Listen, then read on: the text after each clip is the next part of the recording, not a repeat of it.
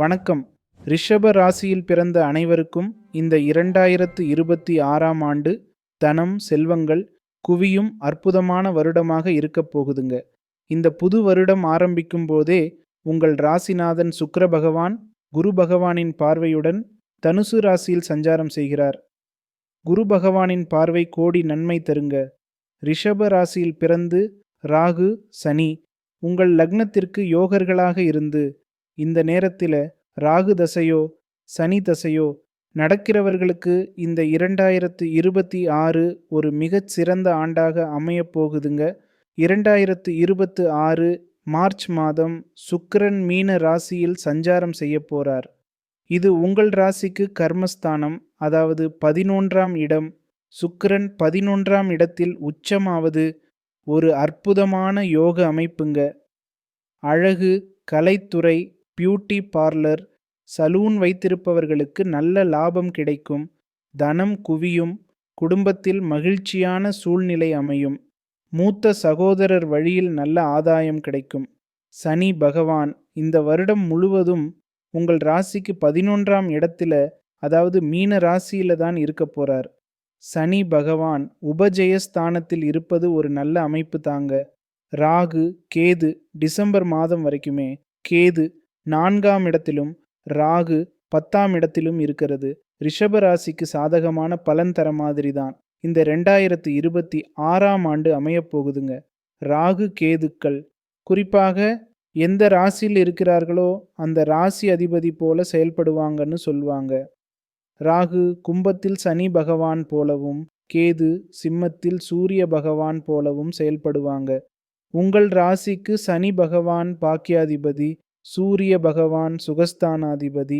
ராகு கேதுக்களின் சஞ்சாரமும் ரிஷபராசிக்கு அற்புதமான சாதக பலன்களை தர மாதிரிதான் இந்த 2026ஆம் ஆண்டு அமையப்போகுது.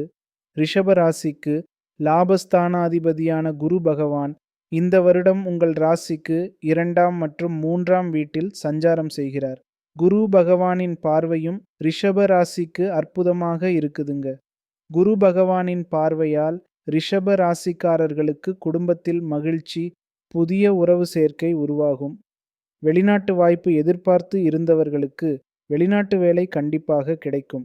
இந்த 2026ஆம் ஆண்டு உண்மையிலேயே அற்புதமாக இருக்கப் போகுதுங்க. இந்த 2026 மேலும் சிறப்பாக இருக்க வெள்ளிக்கிழமைகளில் லட்சுமி தேவி வழிபாடு மேலும் மேலும் வெற்றி செல்வங்களை அள்ளித் தருங்க. ஸ்ரீ மகாலட்சுமி ஸ்தோத்திரம், அஷ்டலட்சுமி ஸ்தோத்திரம், அபிராமி அந்தாதி இவையெல்லாம் நேரம் கிடைக்கும் போது படிங்க. நான் ஒரு அபிராமி அந்தாதி பாடலை இங்கே சொல்றேன், அதை நீங்க நோட் பண்ணி வச்சு படிக்கலாம். கலையாத கல்வியும் குறையாத வயதுமோர், கபடுவாராத நட்பும், கன்றாத வளமையும் குன்றாத இளமையும், கழுபிணியிலாத உடலும் சலியாத மனமும், அன்பு அகலாத மனைவியும் தவறாத சந்தானமும், தாழாத கீர்த்தியும் மாறாத வார்த்தையும், தடைகள் வாராத கொடையும், தொலையாத நிதியமும் கோணாத கோலும், ஒரு துன்பமில்லாத வாழ்வும், துய்யனின் பாதத்தில் அன்பும் உதவி பெரிய தொண்டரொடு கூட்டு கண்டாய், அலையாழி அரிதுயிலு மாயனது தங்கையே ஆதிகட ஊரின் வாழ்வே. இந்த அபிராமி அந்தாதி பாடலை நேரம் கிடைக்கும்போது படிங்க. இது உங்களுக்கு 16 செல்வங்களையும் பெற்றுத்தரும்.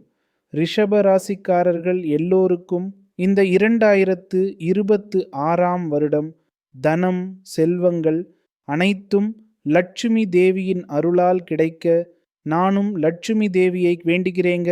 நன்றி.